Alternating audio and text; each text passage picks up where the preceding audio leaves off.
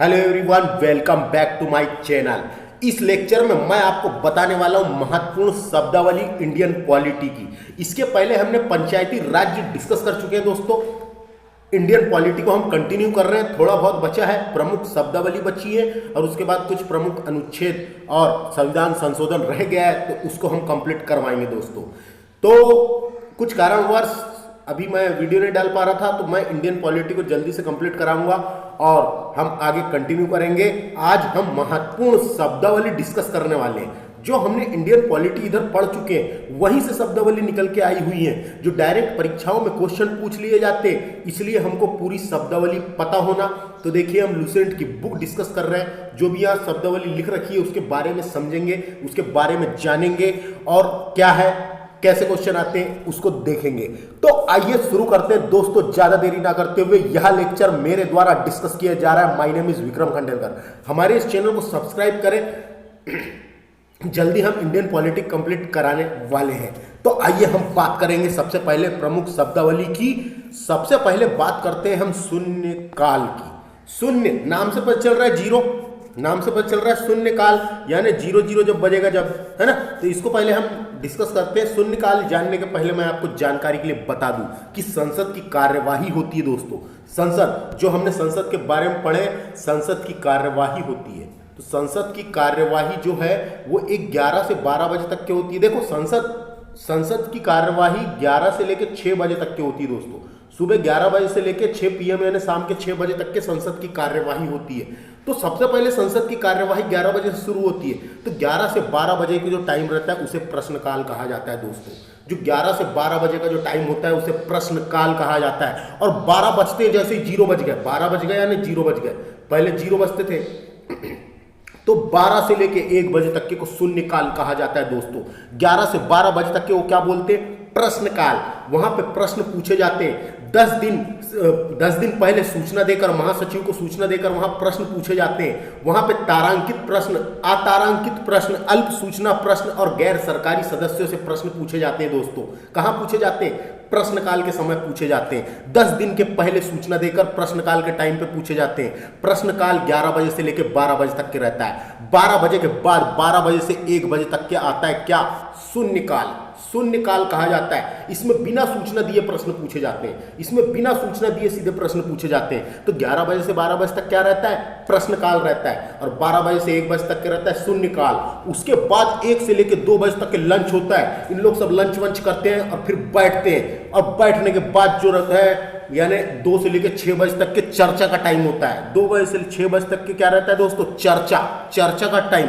वहां पे जो है संसदीय प्रस्ताव पेश किए जाते हैं, वहां चर्चा की जाती है। तो ये हम सब पढ़ेंगे वहां पे किस प्रकार के चर्चा की जाती है, किस प्रकार के प्रस्ताव पेश किए जाते हैं। तो समझ में आ गया। संसद की कार्यवाही जो है वो 11 बजे से 6 बजे तक की होती है। 11 से 12 बजे तक के को प्रश्नकाल कहते हैं। वहां पे 10 दिन पहले सूचना देकर प्रश्न पूछे जाते हैं। महासचिव को सूचना देना पड़ता है और 10 दिन पहले सूचना देकर प्रश्न पूछे जाते हैं। वहां पे जो प्रश्नकाल होता है वहां पे तारांकित प्रश्न, अतारांकित प्रश्न, अल्प सूचना प्रश्न, गैर सरकारी सदस्य से प्रश्न पूछे जाते हैं दोस्तों। और जो 12 बजे से 1 बजे तक का टाइम होता है, इसे शून्यकाल कहते हैं। शून्यकाल, बिना सूचना दिए यहाँ पे प्रश्न पूछे जाते हैं। कहाँ पे, 12 से 1 बजे तक के। और 1 से 2 बजे तक के होता है इनका लंच।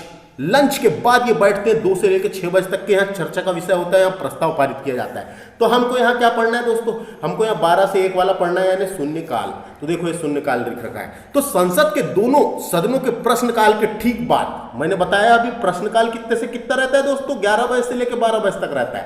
तो ठीक बाद लिखा है, यानी 11 से 12 बजे के ठीक बाद, यानी 12 से 1 बजे, यानी 12 से 1 बजे। तो प्रश्नकाल के ठीक बाद के समय को शून्यकाल कहा जाता है। प्रश्नकाल जो होता है 11 से लेकर 12 बजे के बाद के समय को, यानी 12 से लेकर 1 बजे के समय को शून्यकाल कहा जाता है। यह 12 बजे से प्रारंभ होता है दोस्तों। देखो लिखा है यहाँ पे, यह 12 बजे से प्रारंभ होता है, 1 बजे तक चलता है। यह 12 बजे से प्रारंभ होता है और 1 बजे तक चलता है। ये 12 बजे से प्रारंभ होता है और 1 बजे तक के चलता है ये। और शून्यकाल को लोकसभा या राज्यसभा की प्रक्रिया तथा संचालन नियमों में कोई उल्लेख नहीं है। क्या है दोस्तों, ये समझिए इस लाइन को। शून्यकाल का ना ही लोकसभा और राज्यसभा की प्रक्रिया तथा संचालन के नियम जो राज्यसभा और लोकसभा में जो संचालन के नियम बने हुए हैं, जो प्रक्रिया बनी हुई है, उसमें शून्यकाल का कोई नामो निशान नहीं है, कोई शून्यकाल का नाम नहीं है ना, शून्यकाल का उल्लेख नहीं है। इस काल का अर्थात होता है 12 से 1 बजे तक के समय को। इसको कहा गया 12 से 1 बजे तक चलता था, तो 12 से 1 बजे तक के समय को शून्यकाल का नाम समाचार पत्रों द्वारा दिया गया है। किसके द्वारा दिया गया?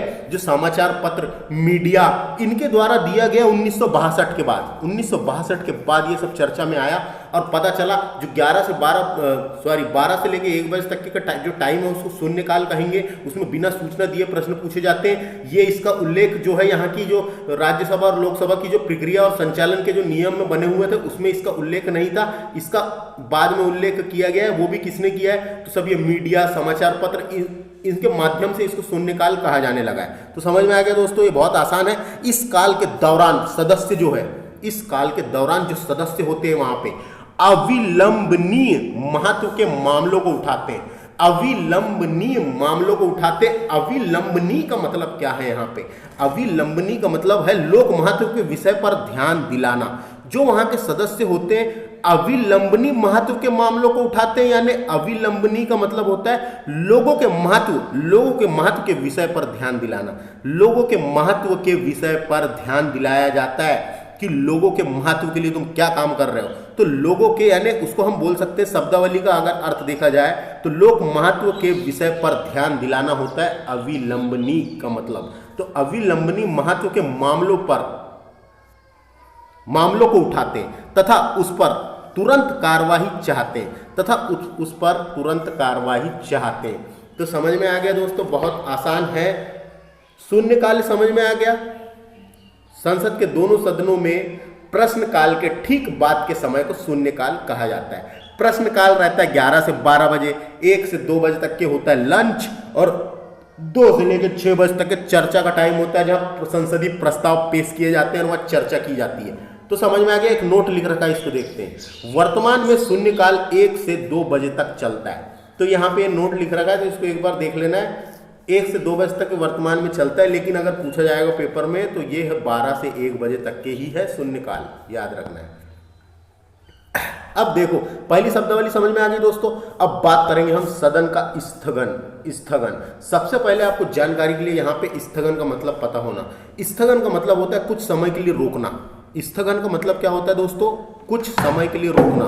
कुछ समय के लिए रोकना स्थगन का मतलब होता है। तो सदन का स्थगन, तो सदन के स्थगन द्वारा सदन में कामकाज को विनिर्दिष्ट समय के लिए स्थगित किया जाता है। विनिर्दिष्ट समय के लिए, कुछ समय के लिए, विनिर्दिष्ट समय के लिए स्थगित किया जाता है, आगे बढ़ा दिया जाता है। कुछ समय के लिए रोक दिया जाता है, कुछ समय के लिए रोक के उसे आगे बढ़ा दिया जाता है। यह कुछ घंटे, दिन या सप्ताह का भी हो सकता है। ये जो आगे बढ़ाया जाता है ये कुछ घंटे के लिए बढ़ाया जा सकता है, कुछ दिन के लिए या सप्ताह भर के लिए भी बढ़ाया जा सकता है। जबकि सत्रवासन द्वारा सत्र की समाप्ति होती है। सत्रवासन का मतलब क्या होता है दोस्तों? यहाँ पे सत्रवासन का मतलब होता है सत्र की समाप्ति, है ना? सत्र की समाप्ति, जो सत्र की समाप्ति, संसद के 3 सत्र होते हैं, हमने पढ़े। तो सत्रवासन सत्र की समाप्ति होती है, जबकि सत्रवासन द्वारा सत्र की समाप्ति होती है और सदन का स्थगन द्वारा कुछ समय के लिए रोकना होता है। तो समझ में आ गया। सेकंड शब्दावली बहुत आसान है। अब थर्ड शब्दावली देखते हैं, विघटन का मतलब तोड़ना होता है दोस्तों। तोड़ना, यानी इसका अगर मीनिंग देखेंगे हम, तोड़ना, अलग करना, ये सब भंग, ये होता है इसका मतलब, है ना? विघटन। तो देखो, विघटन केवल लोकसभा का ही हो सकता है, तो हमने पढ़ चुके हैं दोस्तों। लोकसभा भंग हो सकती है, लोकसभा कम हो सकती है, अपना बहुमत खोने पर लोकसभा भंग की जा सकती है। अगर लोकसभा अपनी बहुमत खो दे तो वो भंग की जा सकती है, जबकि राज्यसभा ऐसा नहीं है। लोकसभा एक प्रकार का अस्थायी सदन है, लोकसभा एक प्रकार का अस्थायी सदन है, जबकि राज्यसभा स्थायी सदन है। तो यहाँ विघटन की बात की गई है। तो विघटन कौन होता है? तो विघटन केवल लोकसभा का ही हो सकता है। इसके लोकसभा का अंत हो सकता है, लोकसभा का अंत हो सकता है ना? विघटन हो सकता है लोकसभा का। अगर लोकसभा अपने बहुमत खो दे तो उसका विघटन हो सकता है। और कई तरीके हैं जिसकी वजह से लोकसभा भंग की जा सकती है ना? मंत्रिमंडल भंग हो जाता है। तो लेकिन याद रखना है लोकसभा का ही विघटन होता है, राज्यसभा का नहीं होता। लोकसभा अस्थायी सदन है जबकि राज्यसभा स्थायी सदन है दोस्तों। राज्यसभा स्थायी सदन है, राज्यसभा का कोई कार्यकाल नहीं होता, लोकसभा का जबकि कार्यकाल होता है ना। राज्यसभा के सदस्यों का कार्यकाल होता है, राज्यसभा का कार्यकाल नहीं होता। लोकसभा का भी कार्यकाल होता है, लोकसभा के सदस्यों का भी कार्यकाल होता है। तो विघटन यहाँ पे लोकसभा का होता है केवल, इतना याद रखें। अब अगली शब्दावली देखेंगे हम, अनुपूरक प्रश्न। अनुपूरक प्रश्न के बारे में जानते हैं। अब देखिए चौथा, देखिए अनुपूरक प्रश्न। अनुपूरक की मीनिंग क्या होती है दोस्तों? यहां पे अनुपूरक का जो अर्थ होता है, अनुपूरक का मतलब होता है बाद में जोड़ा हुआ, बाद में जोड़ा हुआ प्रश्न, बाद में जोड़ा हुआ या बढ़ाया हुआ अंश, बढ़ाया हुआ अंश, तो बढ़ाया हुआ प्रश्न। तो देखिए इसमें क्या है, सदन में किसी सदस्य द्वारा, जो सदन है, सदन में किसी सदस्य द्वारा अध्यक्ष की अनुमति से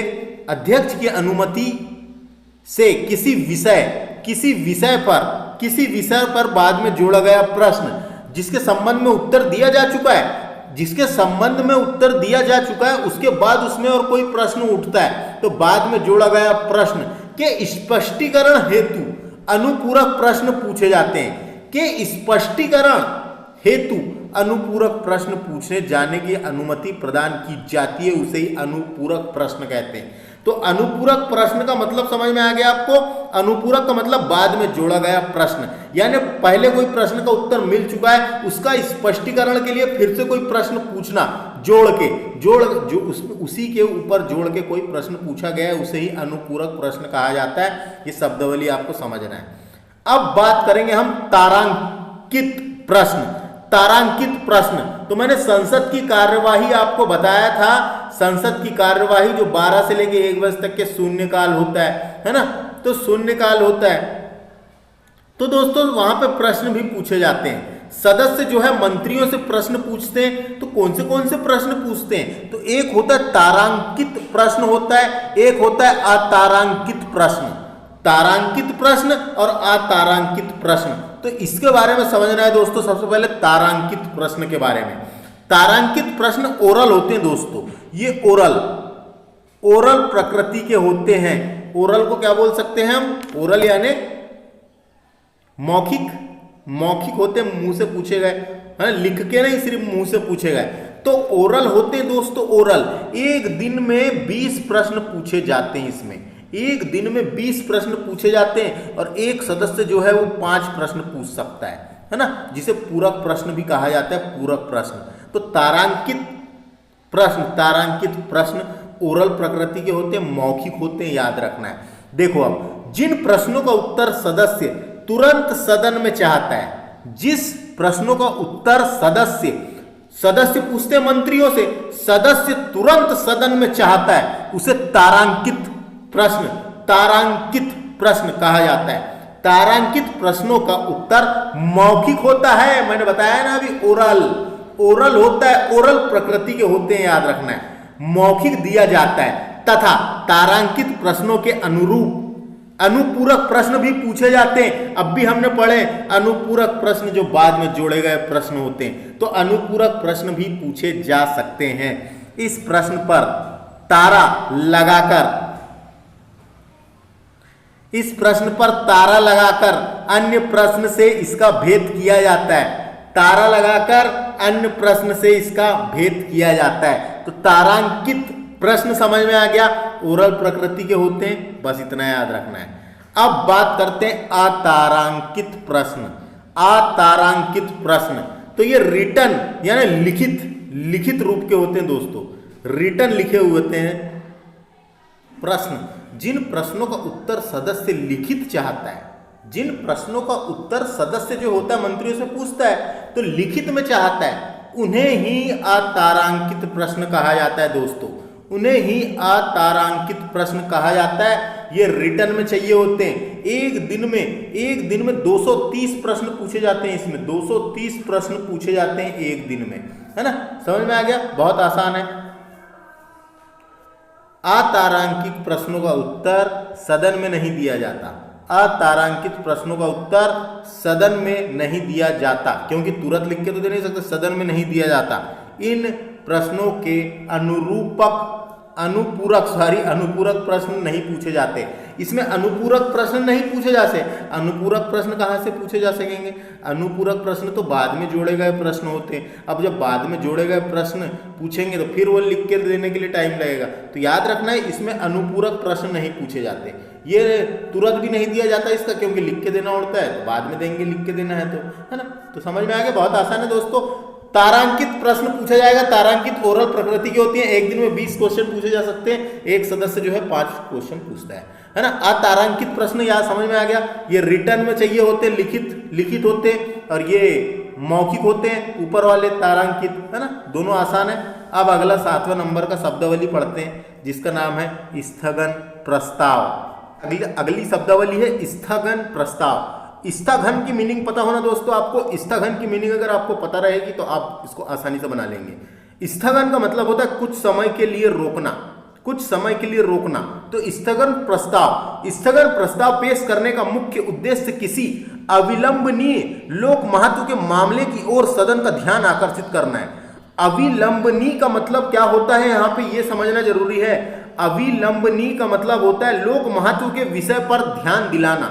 लोक महत्व के, लोगों के महत्व के जो विषय होते हैं उन पर ध्यान दिलाना सदन का। तो अविलंबनीय लोक महत्व के मामले की ओर सदन का ध्यान आकर्षित करना है।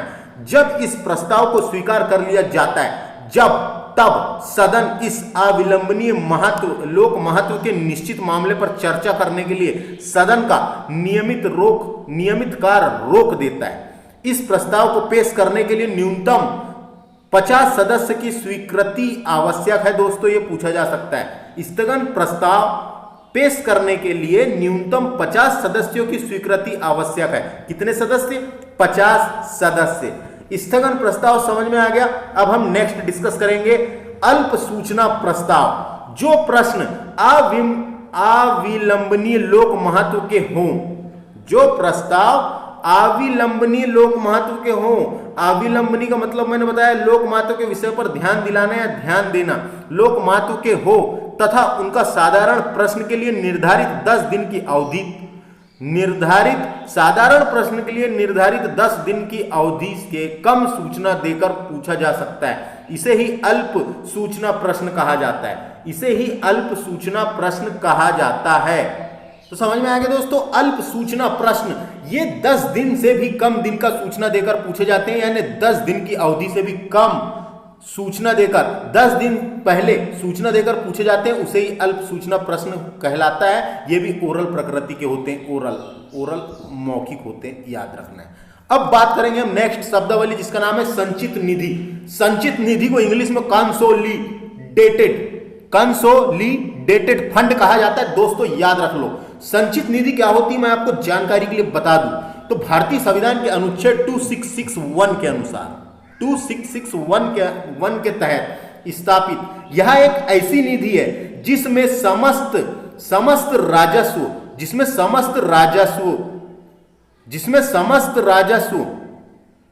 जितने भी राजस्व हैं, समझिए इस बात को, तो इसमें सरकार को मिलने वाले सभी राजस्व, इसमें सरकार को जितने भी राजस्व मिलते हैं, सरकार को मिलने वाले सभी राजस्व जैसे सीमा शुल्क, उत्पादक शुल्क, आयकर, संपाद शुल्क, अन्य कर एवं शुल्क और सरकार द्वारा दिए गए ऋणों की वसूली से जो धन जमा किया जाता है, ऋणों की वसूली से जो धन जमा किया जाता है या प्राप्त किया जाता है, वे सभी संचित निधि में जमा किए जाते हैं। वे सभी कहां जमा किए जाते हैं? संचित निधि में जमा किए जाते हैं। दोस्तों वो पूरा देश में जितना भी राजस्व हो गया, सीमा शुल्क, जितने भी टैक्स और जितने भी धन वसूले जाते हैं, ये सब राज्य की संचित निधि में प्राप्त किए जाते हैं, जमा किए जाते हैं। समझ में आ गया। भारतीय संविधान के अनुच्छेद 266 में संचित निधि का प्रावधान है। संचित निधि से धन संसद में प्रस्तुत अनुदान मांगने द्वारा ही व्यय किया जाता है। व्यय का मतलब होता है खर्च किया जाता है। अनुदान का मतलब क्या होता है दोस्तों? अनुदान का मतलब क्या होता है? अनुदान का मतलब होता है आर्थिक सहायता। ये अनुदान का मतलब होता है आर्थिक सहायता, और यहाँ पे व्यय शब्द आया, व्यय का मतलब होता है धन, खर्च, है ना।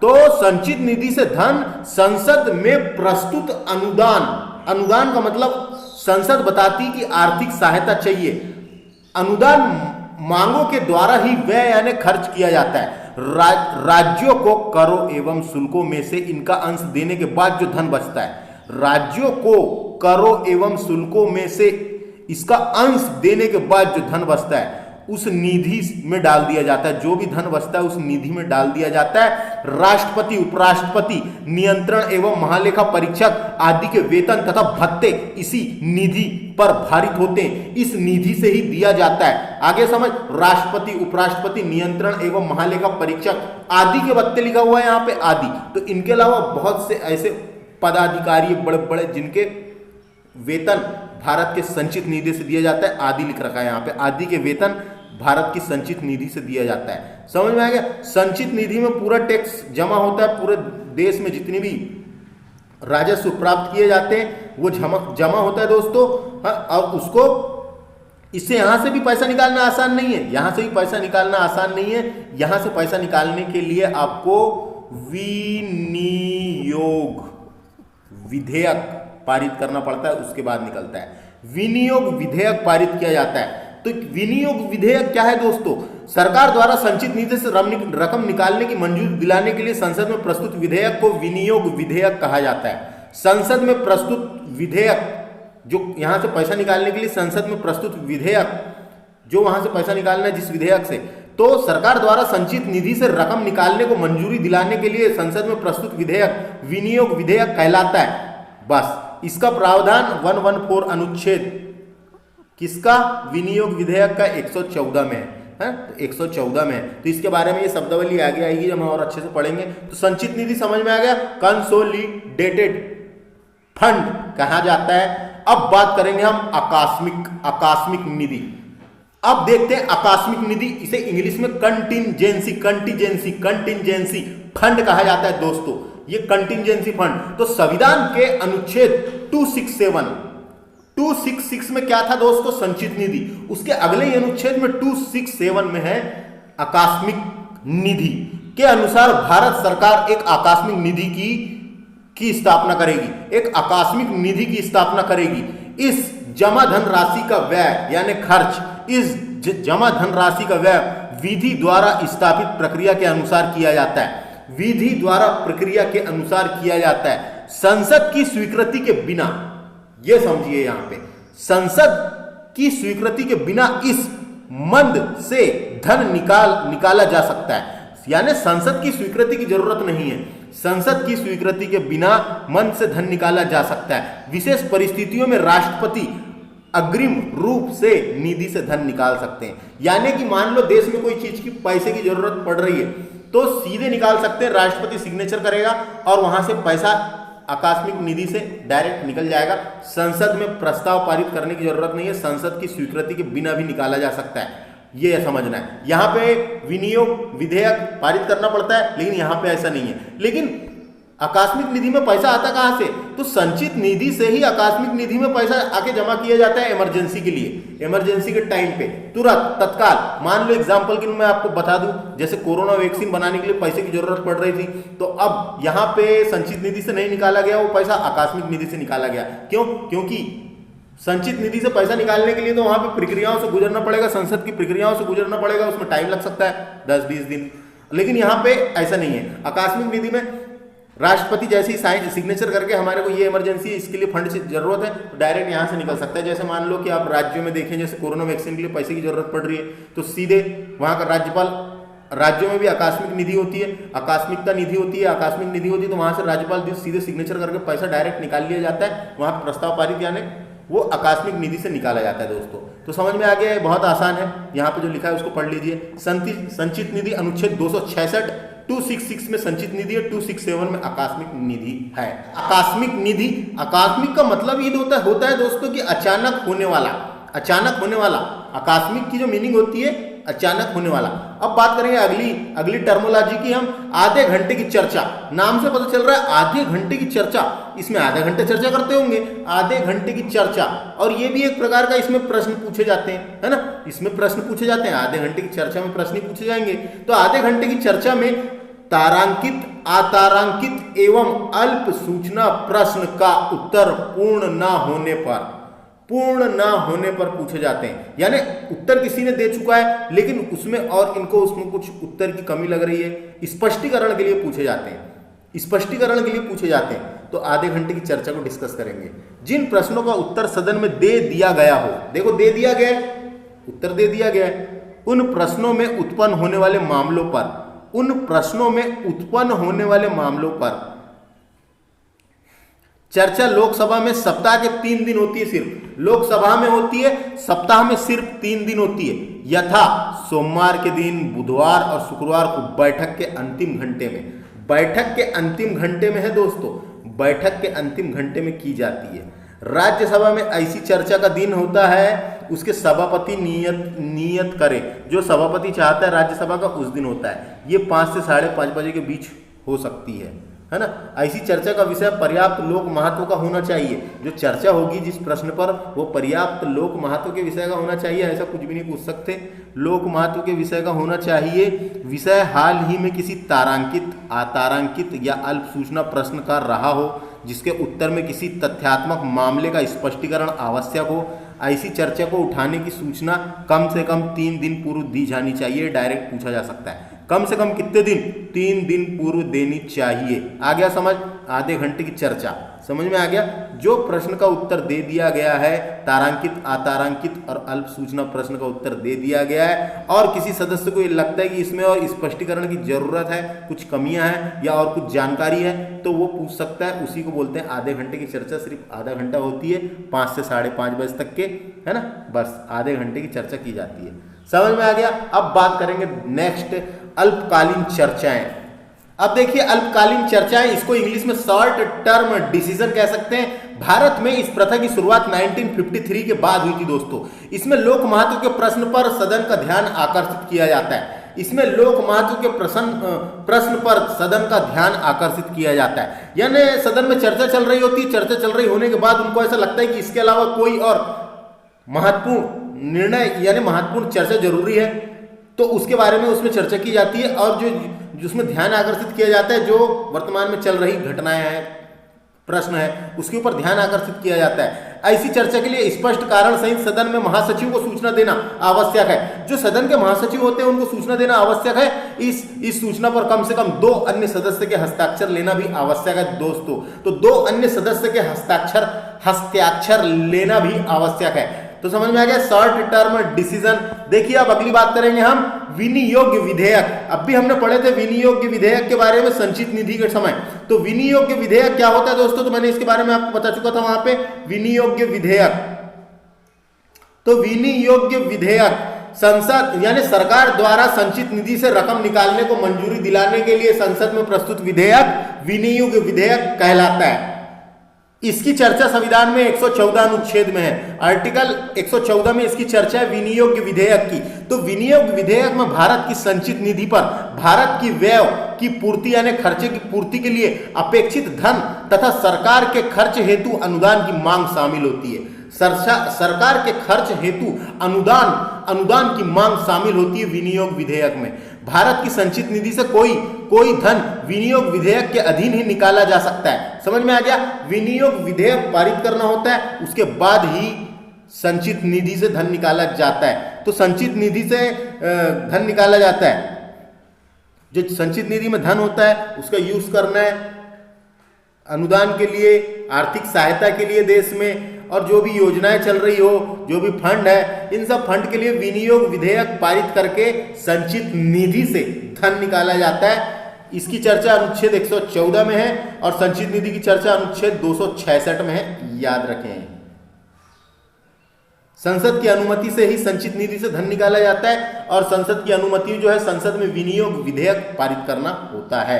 और विनियोग विधेयक को राज्यसभा में केवल 14 दिन तक रोका जा सकता है, यह भी पूछा जा सकता है, याद रखना है। विनियोग विधेयक को राज्यसभा की बात हो रही है, राज्यसभा में केवल 14 दिन तक रोका जा सकता है ना, इतना याद रखें दोस्तों, केवल 14 दिन तक रोका जा सकता है। विनियोग विधेयक को राज्यसभा में केवल 14 दिन तक रोका जा सकता है, पूछा जाता है क्वेश्चन। आगे बात करेंगे हम लेखा अनुदान। लेखा अनुदान, तो लेखा अनुदान का मतलब होता है राजस्व एवं खर्चों का लेखा जोखा मात्र होता है। लेखा अनुदान क्या होता है? राजस्व एवं खर्चों का लेखा जोखा मात्र होता है। राजस्व एवं खर्चों का लेखा जोखा मात्र होता है दोस्तों लेखानुदान। जैसे कि विदित है, विनियोग विधेयक के पारित होने के बाद भारत की संचित निधि से कोई रकम निकाली जा सकती है, किंतु सरकार को इस विधेयक में पारित होने के पहले भी रुपये की आवश्यकता होती है। अर्थात अनुच्छेद 116 के अंतर्गत लोकसभा लेखानुदान पारित सरकार के लिए एक अग्रिम राशि मंजूर कर सकती है। लेखानुदान पारित करके सरकार के लिए एक अग्रिम राशि मंजूर कर सकती है, जिसके बारे में बजट विवरण देना सरकार के लिए संभव नहीं है। तो लेखा अनुदान, तो समझ में आ गया। लेखा अनुदान वोट ऑन अकाउंट, इसे चुनावी वर्ष में लाया जाता है दोस्तों। इसको जो चुनाव का टाइम होता है उस टाइम पे लाया जाता है, जैसे 2014 में लाया गया था, 2019 में लाया गया था। यहाँ कुछ महीनों के लिए होता है, वर्ष भर के लिए नहीं होता है, कुछ महीनों के लिए होता है लेखा अनुदान, है ना। इसे केवल खर्च की चर्चा होती है, इसमें केवल खर्च की चर्चा होती है, और इसके लिए एक अनुच्छेद भी है, इसकी चर्चा अनुच्छेद 116 में है दोस्तों। लेखानुदान की चर्चा अनुच्छेद 116 में है। इसके लिए विनियोग विधेयक की आवश्यकता नहीं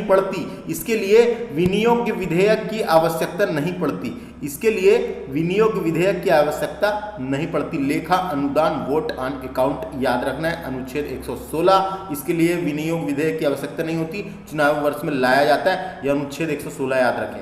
अब बात करेंगे हम वित्त विधेयक के बारे में। वित्त विधेयक की, तो विधेयक क्या होता है हमने समझ चुके हैं, लेकिन ये कौन सा विधेयक है? वित्त विधेयक, फाइनेंस बिल। इसके बारे में समझिए। तो संविधान का अनुच्छेद 112 वित्त विधेयक को परिभाषित करता है दोस्तों। डायरेक्ट क्वेश्चन आता है, कौन सा अनुच्छेद?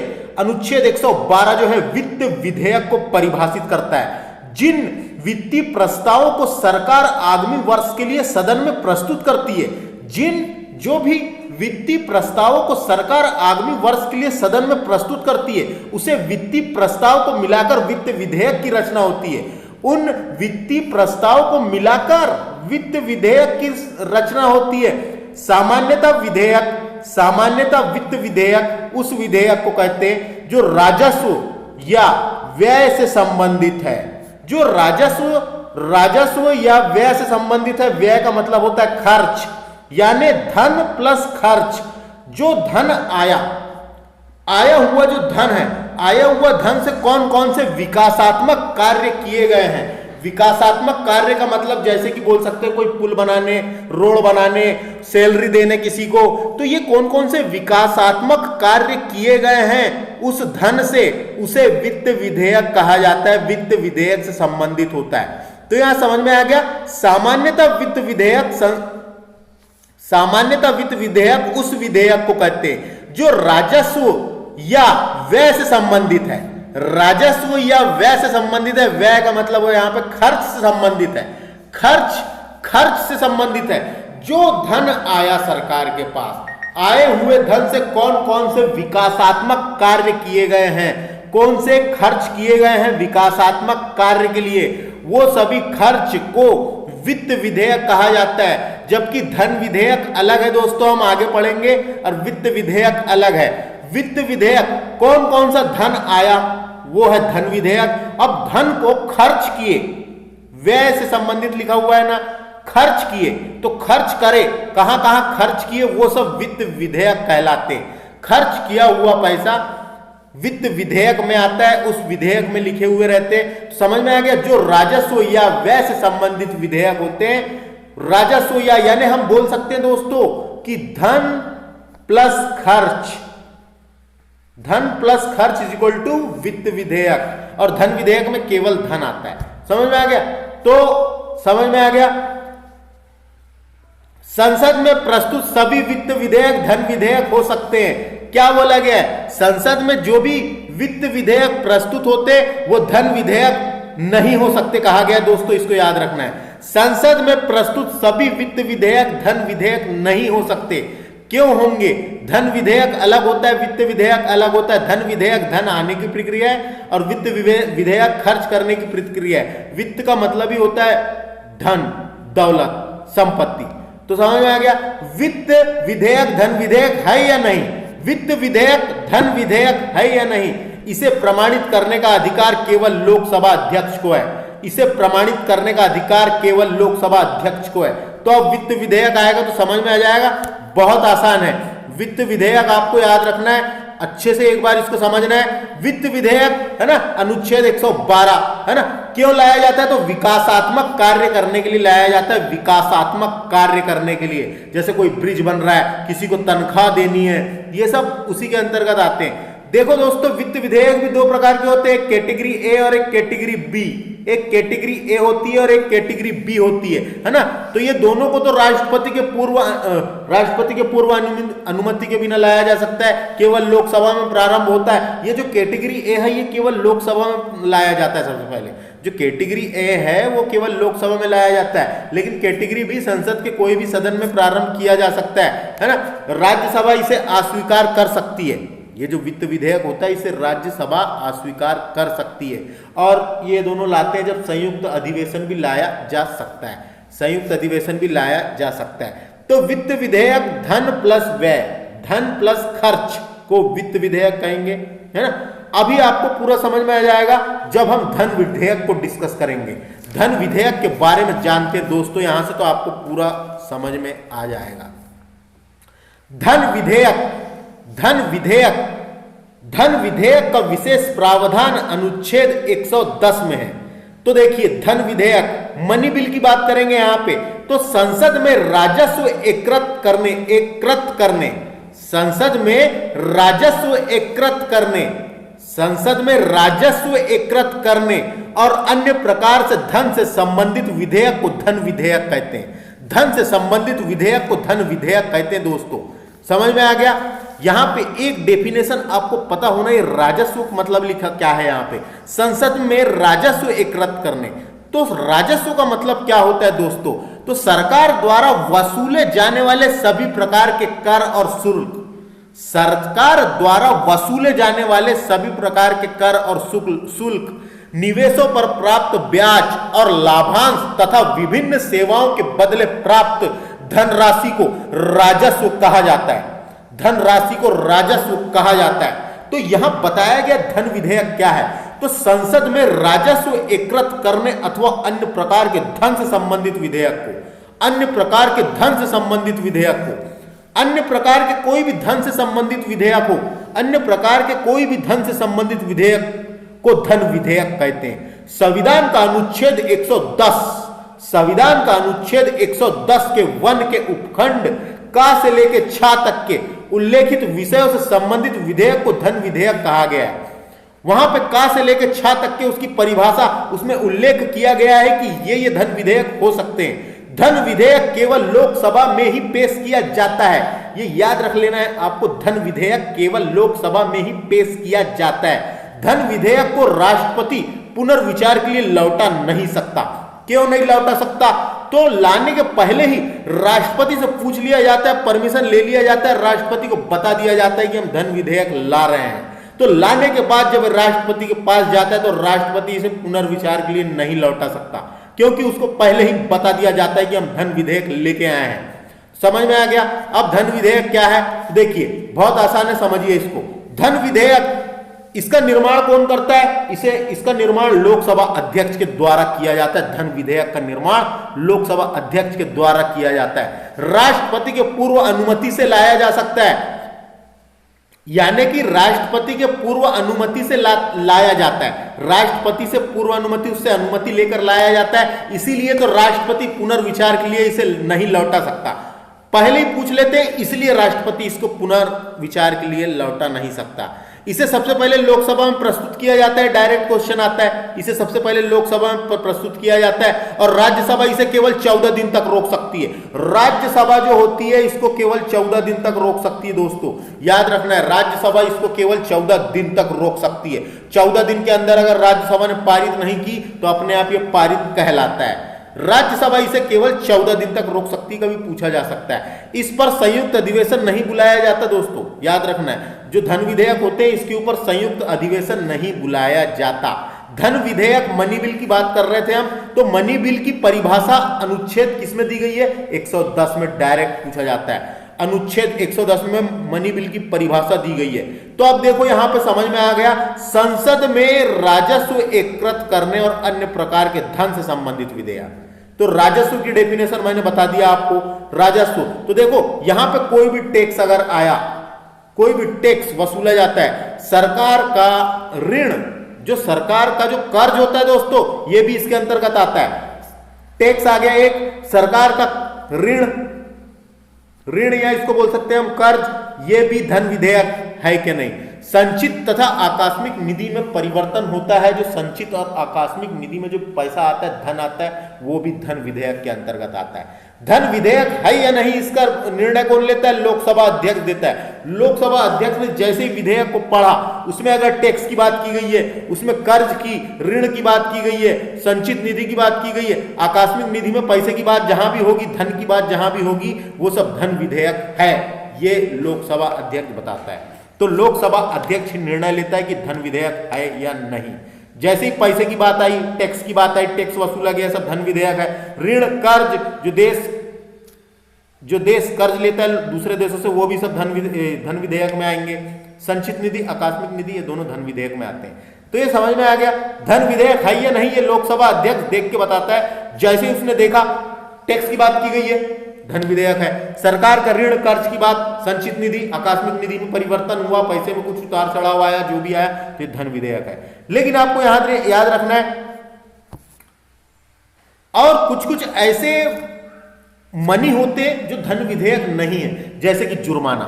जो जुर्माना लगाया जाता है दोस्तों, जुर्माना बहुत ज्यादा लगता है, कभी कभी ज्यादा भी लगता है, कम भी लगता है। तो जुर्माना याद रखना है, धन विधेयक में नहीं आता, ये धन विधेयक में नहीं जाता जुर्माना, है ना। लाइसेंस जैसे कई आपने देखे होंगे, कई बड़े बड़े फटाका फैक्ट्री खोलना है, उसके लिए लाइसेंस चाहिए। गन खरीदने के लिए लाखों 2 लाख रुपए देना पड़ता है जब लाइसेंस मिलता है। तो लाइसेंस से आया हुआ, जुर्माना से आया हुआ धन, ये धन विधेयक नहीं कहलाता, है ना। स्थानीय टैक्स की बात करेंगे हम, जो स्थानीय टैक्स होते हैं, स्थानीय टैक्स, ये भी धन विधेयक नहीं होते दोस्तों, याद रखना है। जुर्माना, लाइसेंस और जो स्थानीय टैक्स होते हैं, जो छोटे स्तर पर लिए जाते हैं, स्थानीय टैक्स, ये सब धन विधेयक में नहीं आता। धन विधेयक में कौन से आते हैं मैंने बता दिया। धन विधेयक में कौन से आता है? टैक्स, सरकार का ऋण या कर्ज, संचित निधि, आकस्मिक निधि में जो पैसा उतार चढ़ाव होता है, ये सब धन विधेयक में आता है। इसका फैसला लोकसभा अध्यक्ष करके बताता है। जैसी देखा उसने, ये इतनी चीज दिखी, धन विधेयक है। तो समझ में आ गया, धन विधेयक अनुच्छेद 110 याद रखो, मैंने बाकी सब चीज बता दिया। समझ में आ गया धन विधेयक। अब वित्त विधेयक और धन विधेयक में अंतर समझ में आया क्या दोस्तों? बहुत आसान है अंतर धन विधेयक और वित्त विधेयक में। धन विधेयक राजस्व एकत्रित करने और अन्य प्रकार से धन से संबंधित विधेयक को धन विधेयक कहते हैं। यहां पे धन से संबंधित कोई भी विधेयक धन विधेयक है, लेकिन यहां पे खर्च से संबंधित विधेयक को वित्त विधेयक कहा जाता है। खर्च यानी व्यय, धन प्लस व्यय से संबंधित विधेयक को वित्त विधेयक कहा जाता है। बहुत आसान है। आगे हम अगला शब्दावली डिस्कस करेंगे। अब बात करेंगे अनुपूरक अनुदान।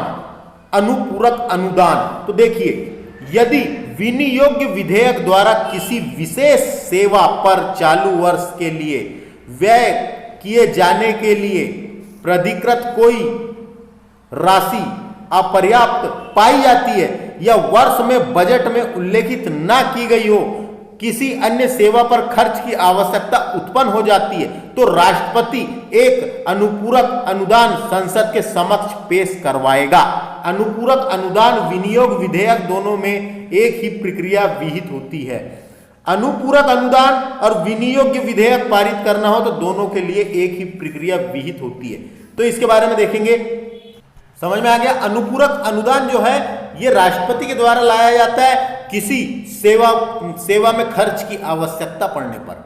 किसी सेवा में खर्च की आवश्यकता पड़ने पर, देखो समझो इस बात को,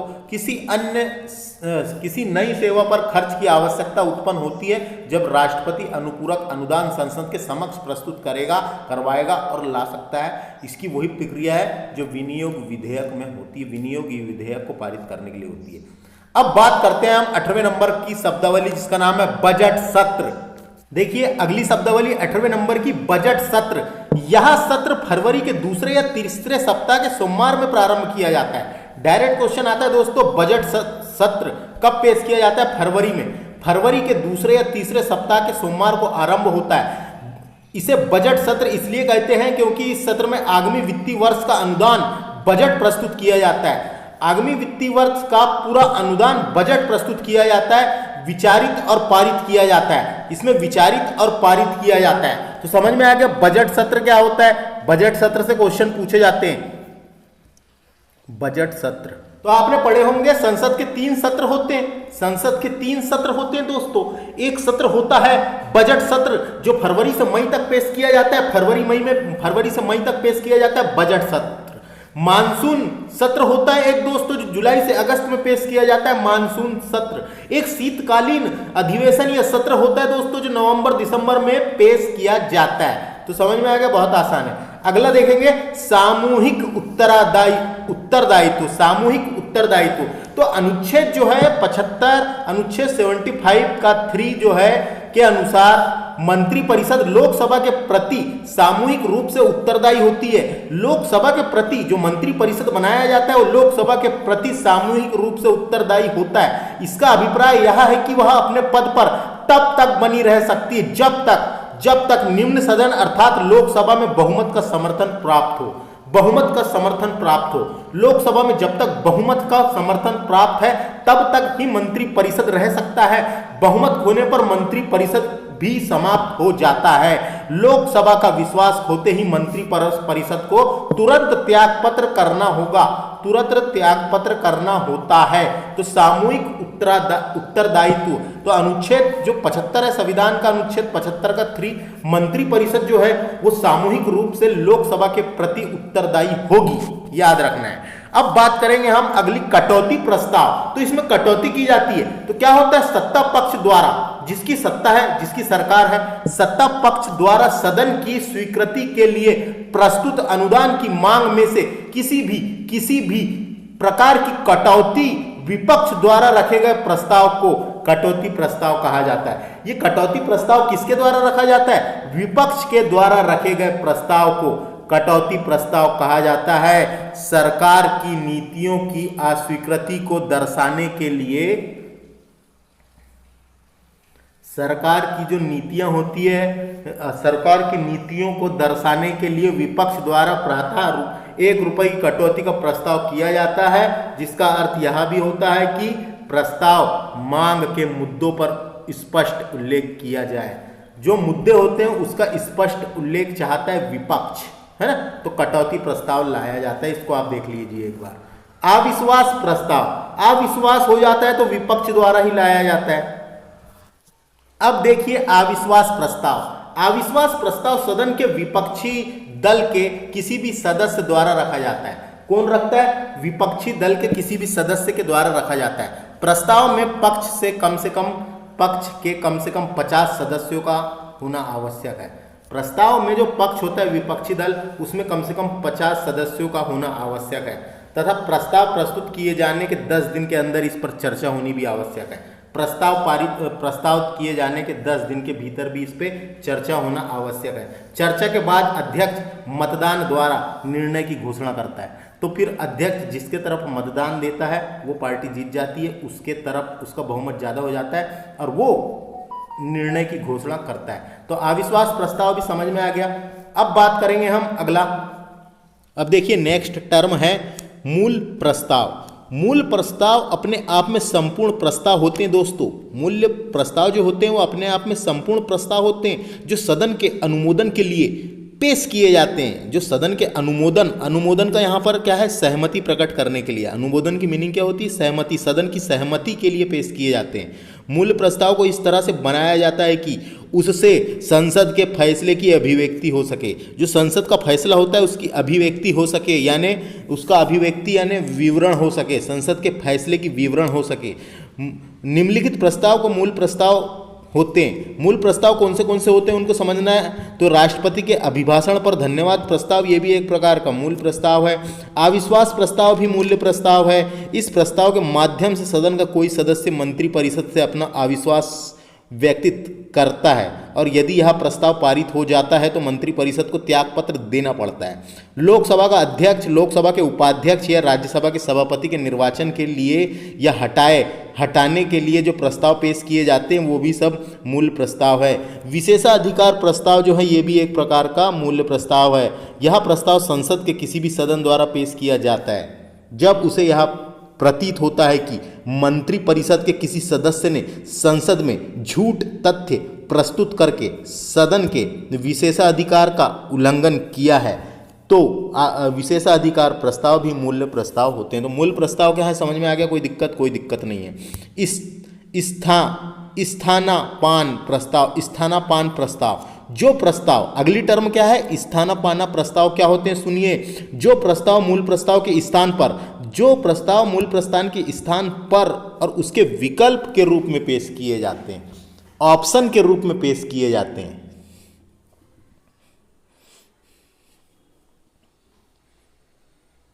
ऑप्शन के रूप में पेश किए जाते हैं, उन्हें स्थानापान प्रस्ताव कहते हैं। एक विकल्प के रूप में पेश किए जाते हैं ना, मूल प्रस्ताव के स्थान पर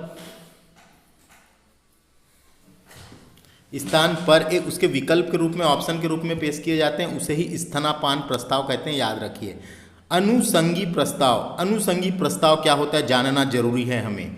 नेक्स्ट टर्म देखिए, अनुषंगी प्रस्ताव। इस प्रस्ताव को विभिन्न प्रकार के कार्यों की अगली कार्यवाही के लिए नियमित उपाय के रूप में पेश किया जाता है। नियमित उपाय के रूप में पेश किया जाता है दोस्तों। इस प्रस्ताव को विभिन्न प्रकार के कार्यों की अगली कार्यवाही के लिए, याद रखना है, अगली कार्यवाही के लिए पेश किया जाता है, उसे ही अनुषंगी प्रस्ताव कहते हैं। अगला है प्रतिस्थापन। प्रतिस्थापन हमने साइंस में पढ़े, प्रतिस्थापन का मतलब होता है रिप्लेसमेंट। तो प्रतिस्थापन प्रस्ताव यह किसी अन्य प्रश्न पर विचार विमर्श के दौरान पेश किया जाता है। यह किसी अन्य प्रश्न पर विचार विमर्श के दौरान पेश किया जाता है। कोई सदस्य यदि विधेयक पर विचार करने का प्रस्ताव के संबंध में प्रतिस्थापन प्रस्ताव पेश करता है, कौन करता है? कोई सदस्य किसी विधायक पर विचार करने के प्रस्ताव के संबंध में प्रतिस्थापन प्रस्ताव पेश करता है। बहुत आसान है। अगला है संशोधन प्रस्ताव। संशोधन प्रस्ताव जो होता है दोस्तों, यह प्रस्ताव मूल प्रस्ताव के संशोधन के लिए पेश किया जाता है। नाम से ही पता चल रहा है संशोधन प्रस्ताव। यह प्रस्ताव मूल प्रस्ताव में संशोधन, मूल प्रस्ताव जितने भी मूल प्रस्ताव पेश किए जाते हैं उसमें संशोधन करने के लिए संशोधन प्रस्ताव पेश किया जाता है। संशोधन का मतलब ही होता है ठीक करना।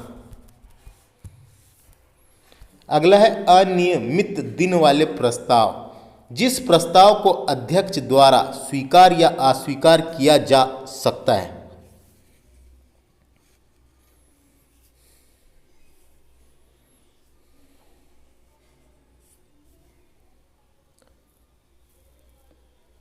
जिस प्रस्ताव को अध्यक्ष द्वारा स्वीकार या अस्वीकार किया जा सकता है, लेकिन उस प्रस्ताव पर विचार विमर्श के लिए कोई समय नियम नहीं किया जाता है, उसे अनियमित प्रस्ताव कहते हैं।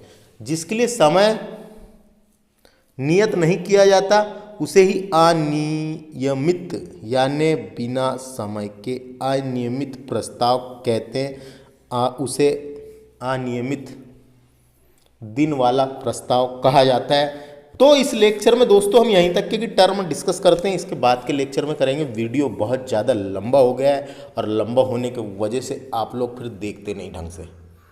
तो अगले लेक्चर में मिलते हैं। आगे के हम शब्दावली, टर्मोलॉजी, भारतीय संविधान की पॉलिटी की डिस्कस करेंगे, जो इम्पोर्टेंट रहेगा ये थोड़ी सी, और जल्दी ही पॉलिटी पूरी कंप्लीट होने वाली है। तो थैंक्स फॉर वॉचिंग दोस्तों, नमस्ते।